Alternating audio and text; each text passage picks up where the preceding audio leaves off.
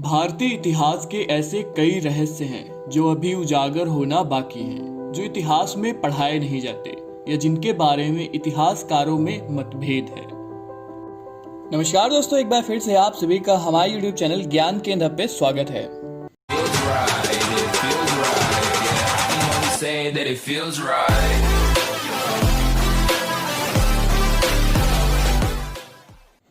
दरअसल भारत के इतिहास को फिर से लिखे जाने की आवश्यकता है, क्योंकि वर्तमान में पाठ्य पुस्तकों में जो इतिहास पढ़ाया जाता है या तो वह अधूरा है या वह सत्य से कहीं दूर। भारतीय इतिहास की शुरुआत को सिंधु घाटी की सभ्यता या फिर बौद्ध काल से जोड़कर नहीं देखा जा सकता। कुछ इतिहासकार इसे सिकंदर के भारत आगमन से जोड़कर देखते हैं। आज जिसे हम भारतीय इतिहास का प्राचीन काल कहते हैं, दरअसल वह मध्यकाल था, और जिसे मध्यकाल कहते हैं वह राजपूत काल है। तब प्राचीन भारत के इतिहास को जानना भी जरूरी है। यदि हम मेहरगढ़ संस्कृति और सभ्यता की बात करें तो वह लगभग 7000 से 3300 ईसा पूर्व अस्तित्व में थी, जबकि सिंधु घाटी सभ्यता 3300 से 1700 ईसा पूर्व अस्तित्व में थी। प्राचीन भारत के इतिहास की शुरुआत 1200 ईसा पूर्व से 240 ईसा पूर्व के बीच नहीं हुई थी। यदि हम धार्मिक इतिहास के लाखों वर्ष प्राचीन इतिहास को भी न माने तो संस्कृत और कई प्राचीन भाषाओं के इतिहास के तथ्यों के अनुसार प्राचीन भारत के इतिहास की शुरुआत लगभग 13000 ईसा पूर्व हुई थी, यानी कि आज से 15000 वर्ष पूर्व। उन 15000 वर्षों में भारत ने जहां एक और हिमयुग देखा है, तो वहीं भारत ने जल प्रलय को भी झेला है।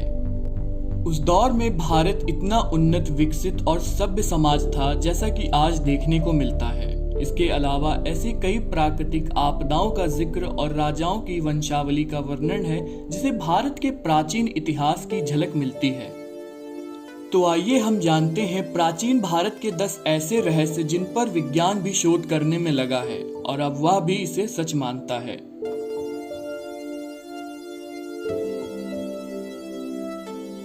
कुछ विद्वान मानते हैं कि जब अफ्रीका, अमेरिका और ऑस्ट्रेलिया एक थे, तब भारत के एक हिस्से मात्र में डायनासोरों का राज था।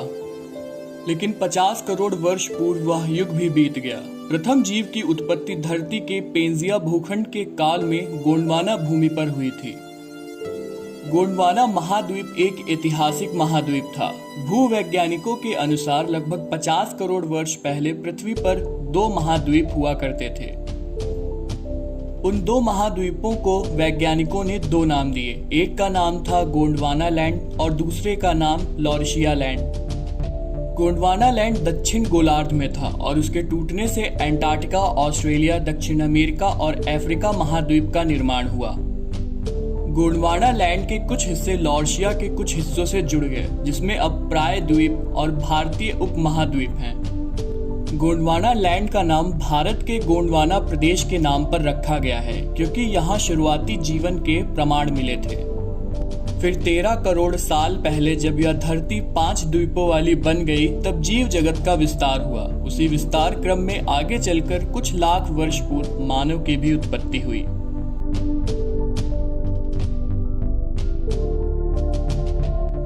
जीवन का विकास सर्वप्रथम भारतीय दक्षिण प्रायद्वीप में नर्मदा नदी के तट पर हुआ, जो विश्व की सर्वप्रथम नदी है।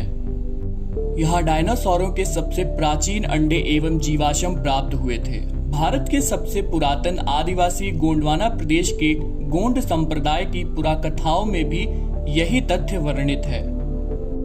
गोंडवाना मध्य भारत का ऐतिहासिक क्षेत्र है, जिसमें मध्य प्रदेश, छत्तीसगढ़, आंध्र प्रदेश और महाराष्ट्र राज्य के हिस्से शामिल हैं। गोंड नाम की जाति आर्य धर्म की प्राचीन जातियों में से एक है, जो द्रविड़ समूह से आती है। किंतु यह उल्लेखनीय है कि आर्य नाम की कोई जाति नहीं होती थी। जो भी जाति आर्य धर्म का पालन करती थी उसे आर्य कहा जाता था।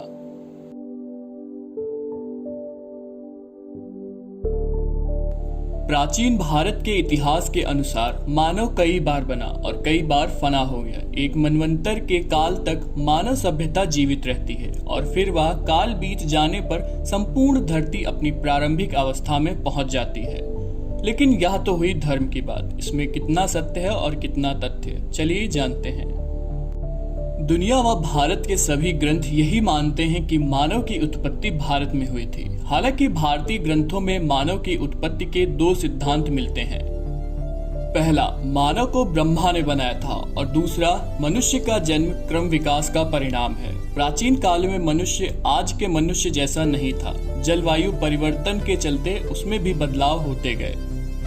हालांकि ग्रंथ कहते हैं कि इस मनवंतर के पहले मानव की उत्पत्ति विस्तृता नदी की शाखा देविका नदी के तट पर हुई थी। यह नदी कश्मीर में है।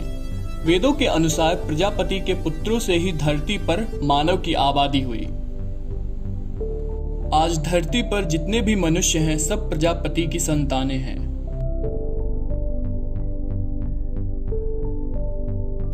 संस्कृत विश्व की सबसे प्राचीन भाषा है तथा समस्त भारतीय भाषाओं की जननी है। संस्कृत का शाब्दिक अर्थ परिपूर्ण भाषा है। संस्कृत से पहले दुनिया छोटी छोटी टूटी फूटी बोलियों में बटी थी, जिनका कोई व्याकरण नहीं था और जिनका कोई भाषा कोश भी नहीं था। कुछ बोलियों ने संस्कृत को देखकर खुद को विकसित किया और वे भी एक भाषा बन गईं।